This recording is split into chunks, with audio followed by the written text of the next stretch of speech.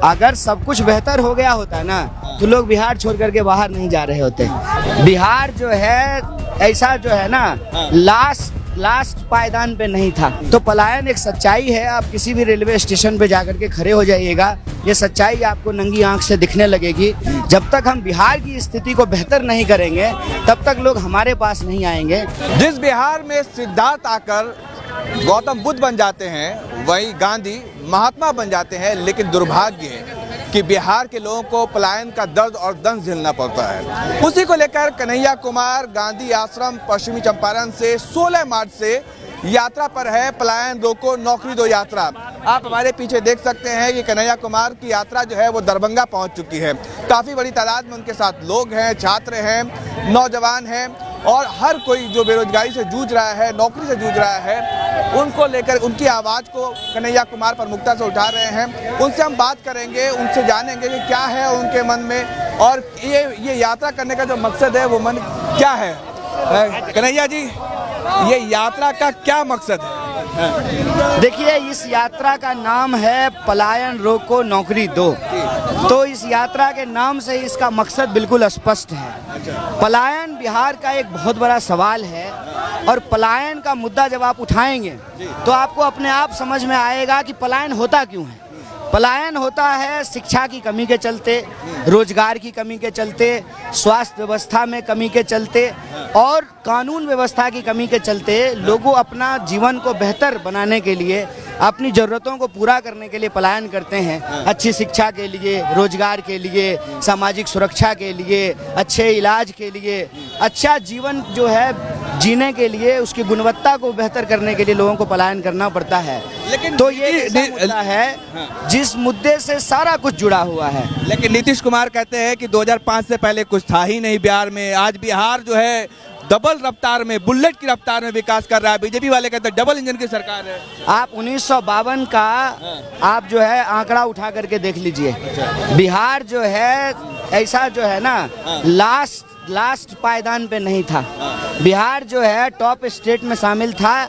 5 top state में बिहार शामिल था। तो ऐसा नहीं कि बिहार हमेशा से ऐसा है। बिहार का इतिहास तो इतना शानदार है। यहाँ अशोक पैदा हुए, यहाँ बुद्ध हुए, यहाँ गांधी हुए, यहाँ महावीर हुए। बिहार का इतिहास जो है वो क्रांतियों का इतिहास है, सामाजिक बदलावों का इतिहास है। ऐसा नहीं कि बिहार हमेशा से ऐसा था। ये सरकारी राजनीतिक विफलताओं और कुनीतियों का परिणाम है कि बिहार को पीछे होना पड़ा। चिराग पासवान वो कह रहे हैं, वो भी युवा है, केंद्रीय मंत्री, वो कह रहे हैं पिछली सरकार की जो नाकामियां थी उनका नतीजा है कि आज बिहार में बिहार जो है पलायन का दंश झेल रहा है। ठीक है, ये उनके विचार हैं। अच्छा, आप पलायन को लेकर के यात्रा निकाल रहे हैं कि रोजगार नहीं है। आप बता रहे हैं कि भाई बेरोजगारी के कारण किस तरह से बिहार के युवाओं को बाहर जाना पड़ता है। लेकिन एक बाबा है बागेश्वर बाबा धीरेन्द्र शास्त्री, वो भी घूम रहे हैं बिहार में। अब वो कह रहे हैं कि भाई हिंदू राष्ट्र बनेगा, बिहार पहला राज्य होगा। ठीक है, ये उनके विचार हैं। लेकिन हमारे विचार ये हैं कि बिहार या भारत ये संविधान से चलता है और हमारे संविधान की ताकत ये है सभी जाति सभी धर्म के लोगों को बराबर से ज़िंदगी जीने का अधिकार देता है। और वही संविधान जो है ये आज़ादी देता है कि लोग अपने अपने विचार प्रकट कर सकें। तो जिसकी जैसी भावना है, वो रामचरितमानस में लिखा हुआ है ना, जाको रही भावना जैसी प्रभु मूरत देखें तैसी। उनके विचार हैं। लेकिन हम तो गांधी के आश्रम से यात्रा शुरू किए हैं और गांधी के विचारों में तो यही बात कही जाती थी, रघुपति राघव राजा राम, पतित पावन सीताराम, ईश्वर अल्लाह तेरो नाम, सबको सन्मति दे भगवान। हम तो सबको सन्मति के लिए बात करेंगे। हम जो है किसी भी जाति विशेष को या धर्म विशेष को टारगेट नहीं करेंगे। हम तो यही चाहेंगे कि सभी धर्म के लोग जो हैं मिलजुल करके रहें, एकता से रहें। एकता में शक्ति होती है और हम लोगों की एकता से, शक्ति से जो है देश और तरक्की करे, देश का और विकास हो। यही कांग्रेस पार्टी का विचार है और इसी आधार पे कांग्रेस पार्टी ने देश का निर्माण किया है। तो हम तो उन्हीं विचारों को लेकर के आगे चलेंगे कि हमारी देश की विरासत साझी शहादत की विरासत है। देश के लिए जो है राम प्रसाद बिस्मिल और अशफाक उल्लाह खान दोनों ने शहादत दी। हर जाति के लोग, हर धर्म के लोग जो है मिलजुल करके रहें।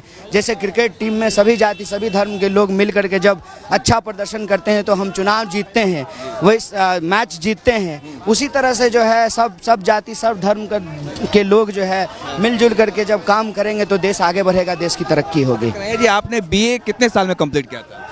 मेरा ग्रेजुएशन कहाँ से किया था? मैं पटना से मगध विश्वविद्यालय से किया था। मेरा कंप्लीट होते होते 4 साल हो गया, क्योंकि उस वक्त जो है सेशन लेट होता था। ये तो पूरे बिहार का है कि हर आज बिहार का युवा 5 साल में 6 साल में कहते हैं, नीतीश कुमार कहते हैं कि विकास हो गया, डेवलपमेंट हो गया, लेकिन 5 साल में 6 साल में बिहार का के युवाओं का ग्रेजुएशन कंप्लीट होता है। ये कितना बड़ा दर्द है। नहीं, यही हकीकत है। अगर सब कुछ बेहतर हो गया होता ना तो लोग बिहार छोड़ करके बाहर नहीं जा रहे होते। तो सारे दावों की हकीकत तो इसी बात में निकल करके आ जाती है कि अगर शिक्षा बेहतर हो गया, रोजगार के साधन बेहतर हो गए, सामाजिक सुरक्षा हो गई, कानून व्यवस्था बेहतर हो गया, तो लोग बिहार छोड़ करके बाहर क्यों जाते। अभी राहुल जी एम्स के सामने मरीजों से बात कर रहे थे, तो जितने रैन बसेरे थे सब में जो है ठंड में, वो भी ठंड में थे, टुटरा रहे थे, बिहार के लोग बैठे हुए थे। तो पलायन एक सच्चाई है। आप किसी भी रेलवे स्टेशन पे जाकर के खड़े हो जाइएगा, ये सच्चाई आपको नंगी आंख से दिखने लगेगी। तो दावा एक होता है, हकीकत एक होता है। हकीकत ये है कि आप कहीं किसी चौक चौराहे जाकर के बैठेंगे, हर कोई कहेगा कि नहीं आज भी पलायन हो रहा है, और पलायन हमारा एक बहुत बड़ा सवाल है। अच्छा, आप बार बार कहते हैं पढ़ाई, कमाई, दवाई, हर चीज़ के लिए बिहारियों को बाहर जाना पड़ता है। इस बार आपने एक नया शब्द और जोड़ दिया है इसमें, हनीमून के लिए भी बाहर जाना पड़ता है। ये क्यों जोड़ा? देखिए, हमारा कहने का मतलब ये है कि आप बेहतर जब तक नहीं करेंगे अपनी स्थिति को, तो कोई आपके पास नहीं आएगा।